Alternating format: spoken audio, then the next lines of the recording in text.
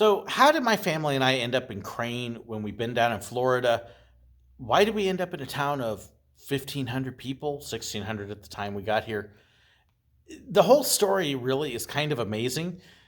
I've had a number of people ask about the story because it really has a lot of small miracles and amazing little things that happened with it. Uh, just it really kind of blew us away. So I figured I'd go ahead and tell the story here. Part of Pastor Appreciation Month, I encourage you, if you've got a pastor somewhere, ask them how they ended up where they're at.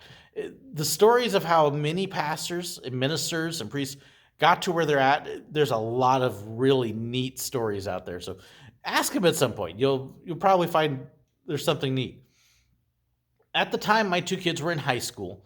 I've got two kids, Amber and Joseph, and my wife. We were associate pastors down in Florida. We knew that it was time for us to step out into a head pastorate. We had really felt the calling, the urging of God to do that. We had actually were looking at starting a church down in Florida from scratch. There was an old church building that had been part of our denomination that we had our eye on. We were working on getting a team together. Our organization that we're with, the Assemblies of God down there, had a few steps that they wanted you to go through before they would appoint you to this and help you to move forward.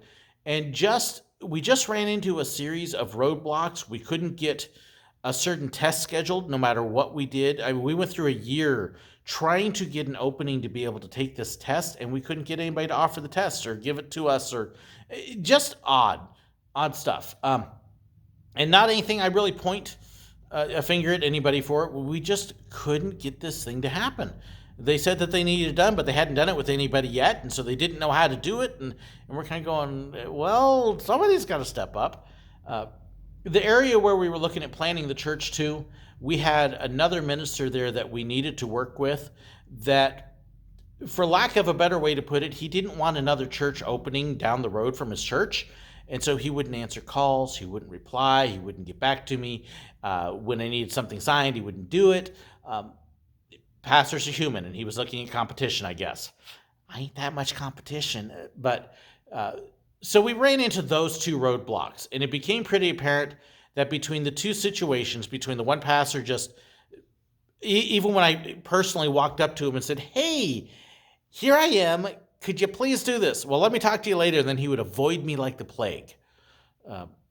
So we figured out between those two things, this isn't going to happen. Florida is also an odd state where if you were looking to step up to pastor a church as the lead pastor, the head pastor of the first time, you're going to have a hard time. Unless you start the church, what you run into is there's so many retirees in Florida, and there are a lot of pastors that would like to retire down to Florida. When a pastor leaves, it's very common for somebody in the church to say, hey, my old pastor up in Ohio or New York or Minnesota or someplace else is really looking to come down here. And that's where a lot of the pastors end up, is they come from other states and fill in these holes. Not always, but that's how it happens a lot. It's hard for somebody without lead pastor experience to step into a lead pastor role in Florida. It's just very difficult.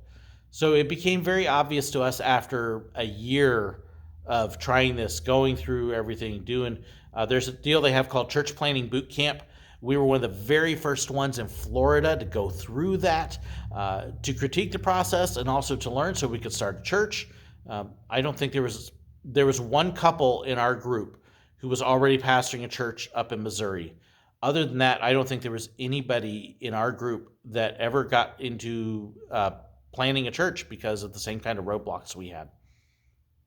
But at that point, it just became clear, Florida's not going to happen. So we started branching out and looking around. Where can we go that's going to be effective? We were both from California, my wife and I, but we knew California wasn't going to happen. We actually had people that would have allowed us to go back to California, but the cost of living and a number of other things there, we were just like, we're just not feeling it. We really don't want to do it. And we didn't feel it was the right fit. It was one of the churches that we actually, we had a few people talking to us shortly after we told them, we appreciate it, but this isn't where we're supposed to go. We know that. Ran into some bigger issues, and we were looking, going, well, I'm happy we weren't there at that point, because it wouldn't have played well. Uh, so where else can we go? My mother was living in southern Missouri at the time. She retired there from California. So we had an opportunity there. My grandmother was originally from Arkansas. And so part of my thinking in where are we going to go that we can fit culturally, that we can be effective, and where does God want us to go? Well, let's look at Missouri and Arkansas. We were, let's see, it was spring break of 2011. We had actually booked a church down in southern Arkansas. And when I say southern Arkansas, I mean almost into Louisiana. It was way down there. A paper mill town in the middle of nowhere. Good sized town, but it was an hour to get to an actual city, an hour drive. But we had booked this. We're going to go up for spring break. We'll visit my mother. We'll drive down, visit this church, and then come back up to Missouri again, say hi to my mom, and then we'll fly back down to Florida. Well, about a week before we were going to come up, just over, my mother had a major stroke. She was at a car wash and collapsed. Thankfully, it was right next to an ambulance office, and so they were actually able to get to her immediately and give her a clot buster. But my sister and I both got these calls from my stepfather. Your mom is in the hospital. She's just had a major stroke. We don't know how bad this is yet. Okay. And so my sister and I both flew up to Kansas City, landed in a snowstorm, got to feel the plane actually, slide a little bit. That was quite fun. And stayed overnight at Kansas City, so we weren't trying to drive at night, and then drove a rental car straight down to Springfield from there to catch up with my mom.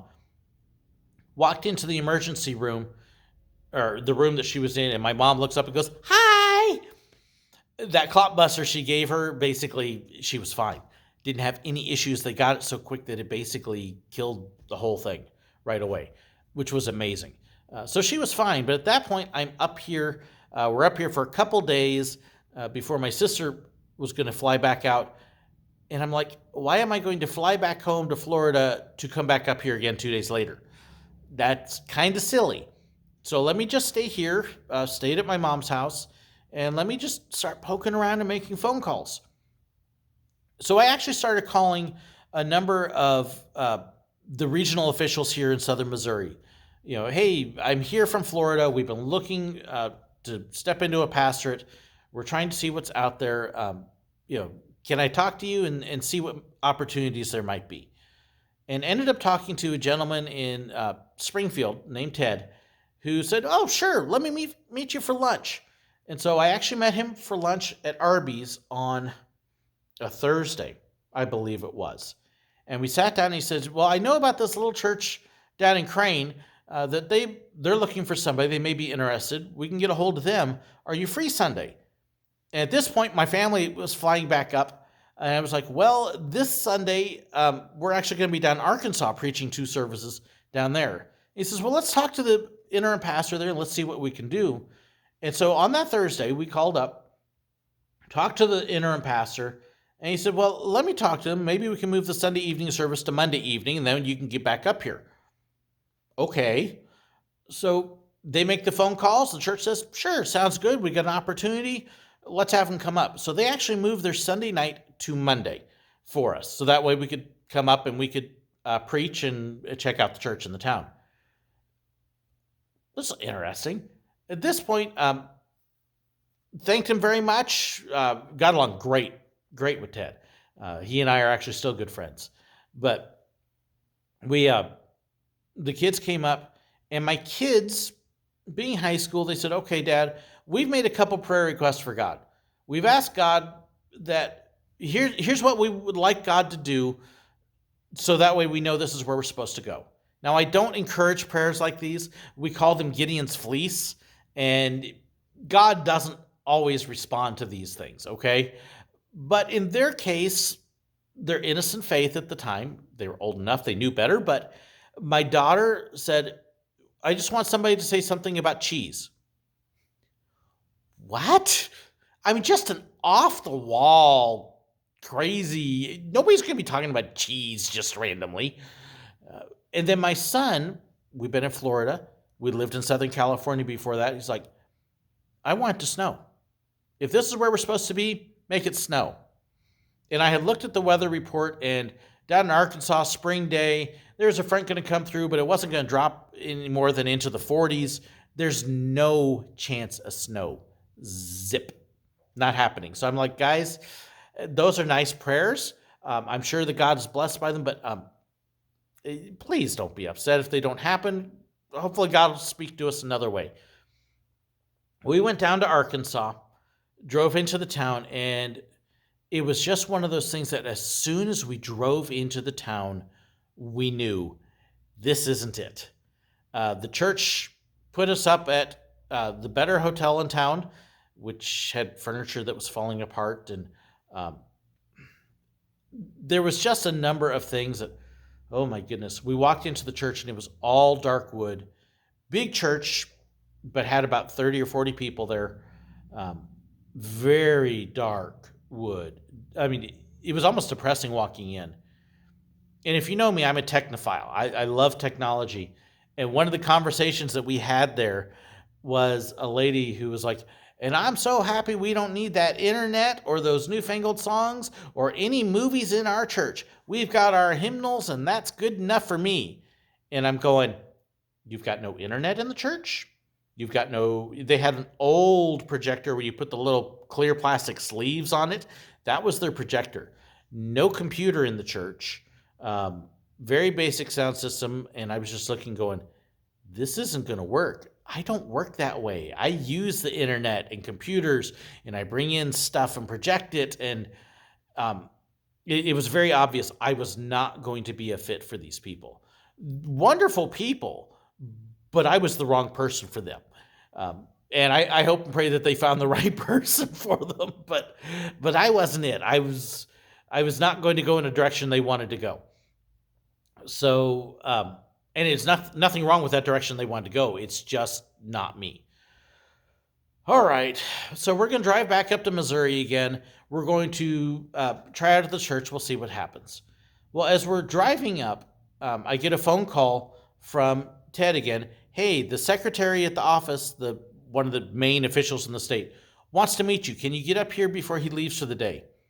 Okay, we'll try. Do everything we can. We'll get up there as quick as we can.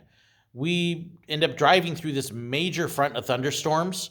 Storms where you're supposed to stop and take cover. We were driving through them, but we were making a mad dash to get back up here. He ended up staying 5 minutes late so that we could get in and talk to him. Right as we pull up, we park at the office there to go inside and meet him, and it starts to sleet. And my son is going, Dad, snow! And I'm going, no, this isn't snow. This is sleet. This is gross. This is not, no. But Dad, no, this isn't snow. Wasn't supposed to be that cold, but we've got it. We step inside. We meet the secretary real quick, who's in charge of all the credentialing and officials. So new pastors all have to go through him. So it was something that we needed to do anyways. Just say, hey, we're up here from another state. We're looking at potentially pastoring at this church, and maybe drove down from Springfield, then back down to Crane, about 45 minutes, drove around town. Wow, this is kind of a nice, cute little town. And as we're coming down Main Street, there was an old general store here at the time that had general goods, some groceries, and a few other things. And on top of the building, a humongous sign. It says, Wisconsin cheese. And my daughter goes, there you go, Dad. Cheese. Nobody said anything at the other church. Cheese. Okay. Visited a few spots, stopped at a little eatery here, went around to the corner to a restaurant. And as we're eating at the restaurant with the windows there, it starts to snow. Big flakes, snow, huge snow. And my son looks out the window and goes, that's snow. Now, I have to be honest, at that point, I'd only seen it snow personally a couple times in my life. My son goes running outside and is dancing in circles in the parking lot. Oh, he's going to hate me for saying that, but it's true. So God, right off the bat, knocks off both of their prayers. And my wife and I are looking at each other going, well, that was unexpected on both counts. We came in, met a lady at the church who showed us the parsonage, showed us a little bit more of the town, came in that night and met the people. And as soon as we walked in the door, my wife and I looked at each other and we went, this is it. This is where we're supposed to be. God has called us here. Um, Beyond our kids. Our kids needed their own confirmations. But we went through the service.